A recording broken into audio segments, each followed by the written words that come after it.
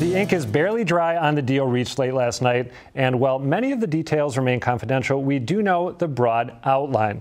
Up until now, Arthur T. and his two sisters have owned 49.5% of the company, while Arthur S. and his three siblings have owned 50.5%. As part of the deal, Arthur T.'s side will pay $1.5 billion in cash to Arthur S.'s side in exchange for all ownership shares. To finance the deal, Arthur T. borrowed more than $500 million from a private equity firm, took out a mortgage on MarketBasket's real estate holdings, and tapped into personal funds. The deal will take several months to close, and until then, Jim Gooch and Felicia Thornton will stay on as co-CEOs, even though Arthur T. has already assumed operational control.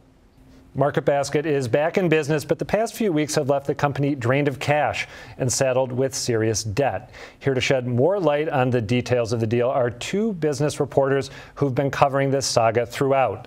John Chesto is the managing editor of the Boston Business Journal, and Dan Primack is senior editor of Fortune.com. Guys, thanks for being here. Welcome to both of you. Let me start by asking you about this unusual arrangement where Arthur T. is retaking full operational control of the company, but Jim Gooch and Felicia Thornton, the co-CEOs hired to replace him, are staying on. We're told, are they actually going to be doing anything, or is this sort of a bookkeeping device or a formality? Well, I think it's more than a formality. I mean, I don't have direct knowledge of exactly what their responsibilities are going to be, but now they have to transition this company into new ownership to some extent, and there's been a lot of chaos that's ensued in the last few weeks, to put it mildly. And I think their part of their job is going to be to sort of undo some of that chaos. Do you agree? I do. And look, and ultimately Arthur T. is in charge, right? Everybody's coming back to work because Arthur T. is in charge, not just in terms of the finance and the shares. If they do something, the co-CEOs do something he doesn't like, they're going to be looking for work. Let's talk about the private equity piece and the debt that Arthur T. DeMoulis assumed to make this deal. Dan, I believe you had a bit of a scoop when it comes to the private equity financing. Yeah, right? So Arthur T., the advisor to MarketBasket, the advisor on this was a firm called the Blackstone Group, which is probably the largest private equity firm in the world. They're also now the ones, and we reported, that are going to be providing the money, about $550 million in equity. So they're not going to be a majority shareholder. That's Arthur T. and his family, but they're going to have a big place at the table in this. What does that mean for the way the company does business, the culture of the company that we saw Arthur T. pay tribute to in remarks from earlier today? Could $500 million in private equity financing change the way MarketBasket works? Well, I think there's going to be a different board, and I would not be surprised if the private equity investor wants to have a representation on that board. To some extent, though, you know, there were another shareholder, the Arthur S. side of the family, that's had representation on the board, and it's not been, you know, Arthur T. has been able to kind of get the company the way he's wanted it for a long time. But it was a fight, right? I mean, we always heard that the Arthur S. faction was pushing for higher profit margins, bristling when Arthur T. would do things like just offer a blanket 4% discount. Blackstone's buying into Arthur T.'s vision of this. Remember, Blackstone's buying in. The company's supposedly at a valuation of $3 billion. MarketBasket at this exact moment isn't worth $3 billion, because that's what it was supposedly worth 2 months ago before everyone went on strike and the customers disappeared. So today, it's worth a little bit less. When there was talk about Hannaford's making an offer, the Hannaford's offer, at least we're told, whether formal or informal, was, we'll kind of give you half now and half if the business returns. So Blackstone's buying into the Arthur T. vision. So I don't think you're going to have the same sorts of board fights. They're on the same page here. They're different shareholders. They might have disagreements, but they're on the same side in this. Is there any chance that this deal somehow falls apart before it's consummated? I think there's always a chance of that, but I think it's pretty small, just because everybody involved with it will benefit from it happening. What might it take for a worst case scenario to unfold, where we go right back into this?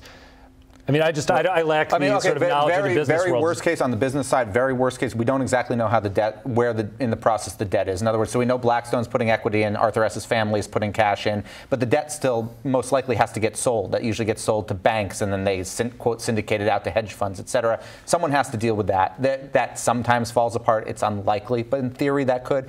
But ultimately, the real thing that could fall apart here is you have feuding cousins, and so the range of things that could go wrong here is probably larger than the range of things that can go wrong in a regular transaction, because you have just weird personality dynamics here that you don't normally have in a deal like this. Yeah, the biggest variable still is Arthur S. is still the majority owner. Arthur S.'s side of the family, and we've seen time and again that the two sides can't. It's more than just business. It's a very personal battle, and I would not be surprised if there are some conflagrations along the way between this and a final. I'd also add, Blackstone, I am sure, made sure as part of this deal that Arthur S. would have to pay a lot of money to back out. They usually on these deals, both sides have so-called termination agreements where they can't walk away unless there's something material that's happened with the company. I'm sure that Blackstone has made very sure that this will close or that it would cost Arthur S. a lot to get out of it. Briefly, how do you two think this is going to impact the Market Basket brand? I've seen some coverage today saying, oh, Market Basket is never going to be quite what it used to be. It seems to me like this is about the best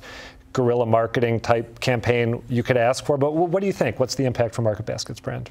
I think it's going to be, in the end, it's going to be fine for the brand. I think it might be a positive in that, yes, if you haven't heard of Market Basket or you haven't been in a store, if you live anywhere near New England, you've heard about them now. And but it's not entirely over 100% positive. I mean, there's been a lot of strife in the news, and so that does. And if you've gone to shop in a Market Basket recently, you've seen that the stuff you need isn't necessarily there, and so you've been chased to other stores. And I think that there is that question of how many people have maybe found a store nearer to them or more convenient to them with prices that are around the same. I think most customers are going to be going back. And I think there'll probably be some who will check it out who haven't before. And I think you're going to see the growth, the expansion continue. The expansion of stores were put on hold, and I think that's going to help their brand. They're going to get into new communities. All right, Dan, you get the last word. Yeah, this weekend, though, is going to be tough, right? Because you've got supply chain issues, so there's probably 48, 72 hours. It's Labor Day weekend coming up. People are coming to buy burgers and hot dogs and soda and ketchup and all that stuff. I do think some of those so-called tourists, the people who are going to come visit for the first time, if they do it right now because it's in the news, they're going to be very disappointed. So I think it's going to be interesting to see what kind of messaging Market Basket does internally for those folks to say, come back Tuesday. That's fascinating. All right, Dan Primack, John Chesto, thank you both for being here.